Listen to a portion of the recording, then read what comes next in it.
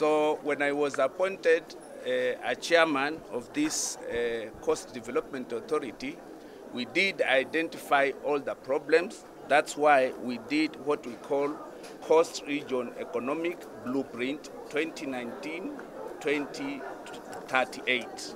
And this one, all the problems are covered here.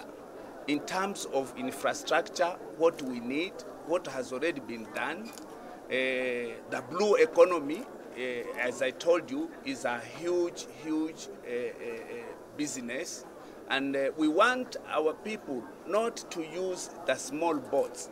So we are negotiating with the government to make sure that we throw away all the small boats. We buy the huge boats so that we can go maybe to the 200 nautical miles. The current fish boats, they don't have the capacity to go to 200 nautical miles. They only do 5 nautical miles. And if we can do the full 200 nautical miles, the fish are there can sustain this country for another 100 years. So basically the resources are there. The economical blueprint includes agriculture, includes education, everything, but it will be launched later. But this is what we have been doing. We identified the problems with the solutions, and we are the only people, not only as a region, but as a country who have developed this economic blueprint. CDA have already done so many things, like we have opened, we have managed to construct a factory to do mango, and it's ready. It's going to be launched any time now. And again, we want to do a very huge project, an economical zone, an industrial park. It will be the biggest in Africa because basically we want to create employment for our youth. We want to create employment for our people. And we want to create wealth again to our people in the region.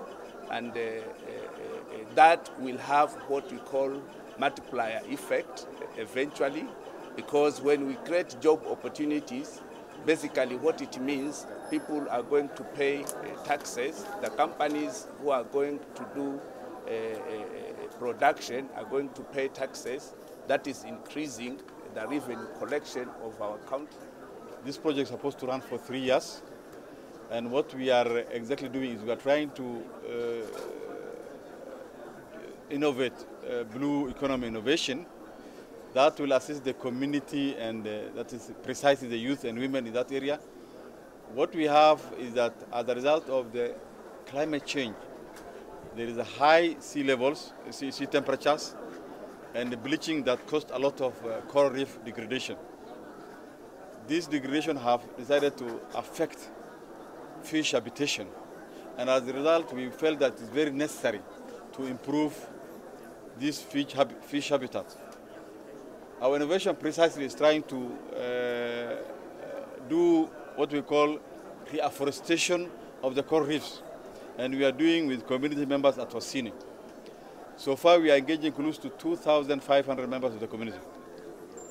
And what we are doing is we are training the community, sensitizing them, and trying to prepare coral gardens. And from the coral gardens, now we transplant to the coral colonies.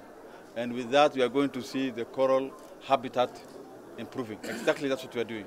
That is just one of the crude methods employed by the community. But we, as an institution, we are trying to engage the community to adopt very sustainable method of trying to harness the marine resources.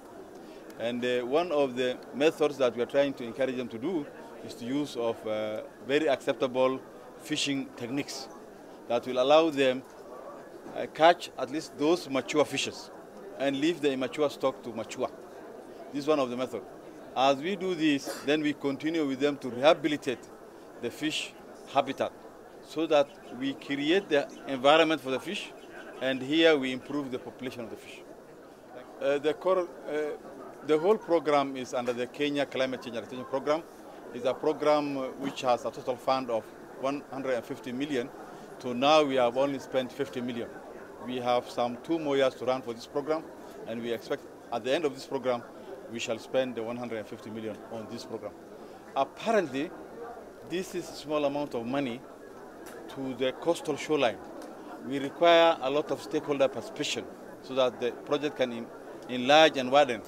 When I speak about the shoreline, it runs from as far as the border we have in Tanzania, close to Somalia. Therefore, we expect other stakeholders will take up this innovation and see how we can improve in trying to share this. Currently, the project is undertaken in Wasini Island, which is in Kwale County. But we do have a lot of community conserved areas in many areas of the coastal line.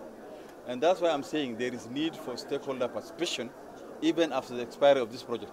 Stakeholders may include the county governments to take up this innovation and other donor programs, because this is an innovation which is going to assist the community and really engage the youth and women so that they can improve their livelihood. Yes. The good thing is that the community, both in the two sites, Gasi and Panga, they are very much aware of the conservation initiative of mangrove, because we have so many groups. We call them Community Forest Association, both in Vanga, Block, and Gasi, which are highly engaged in conservation activity. That means replanting of mangrove. Currently, we have the promising Mikoko Pamoja, which has been very successful in Gasi, and now it's being replicated in Vanga through Kemfree and IUCN and other stakeholders. They have built these coral reefs right now from regenerating from what you are seeing, and we are creating employment. Our basically main theme is to create employment to our youth. And again, as a region, you know, we are facing so many challenges, like people who are affected by the so-called drugs. We are trying to do that, and the best way we can do it is to look for other alternatives. What the other alternative is to create employment for our youth. And basically, as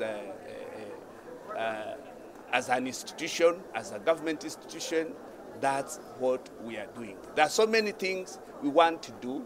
We want also to do solar. We also want to do a sugar factory. So basically, where we were, where we are, and where we are going, the future looks bright. The investment is about 250 million, and that already has been committed, and we have already received that. The plant has already been built, and it's ready to be opened. We were just doing some few little things, but it's already there. And the output is great, because the yield, we are talking of yields of about 12 tons per day. So if you calculate that per month, per year, it's going to make good profit, and also enough revenue for the company, because we also want to enhance revenue collections within the institution. So we have that as one. Again, you have seen what we are doing in Wasini. We are also creating employment, the coral reefs. We are training people on how to be self-sustainable. And above that, apart from the factory, we also want to do the biggest industrial park in Kilifi. We also want to do, of course, the blue economy. When we talk of resources, the sea waters, basically, those are part of our resources. And we want to do fish harvesting, fish farming, because, of course, we need to do fish farming and harvesting. And it's a multi-trillion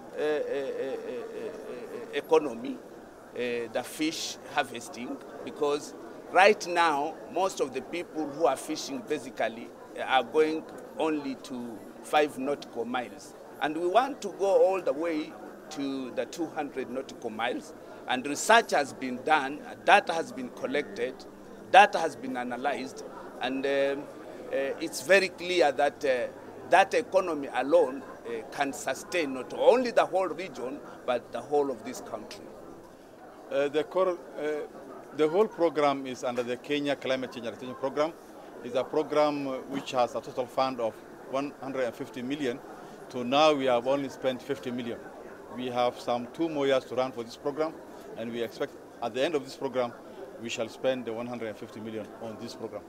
Apparently, this is a small amount of money to the coastal shoreline. We require a lot of stakeholder participation so that the project can enlarge and widen. When I speak about the shoreline, it runs from as far as the border we have in Tanzania, close to Somalia. Therefore, we expect other stakeholders will take up this innovation and see how we can improve in trying to share this. This program is currently happening in Kwale County. You are planning to take it and goes to other coastal regions? Currently, the project is undertaken in Wasini Island, which is in Kwale County. But we do have a lot of community conserved areas in many areas of the coastal line. And that's why I'm saying there is need for stakeholder participation even after the expiry of this project.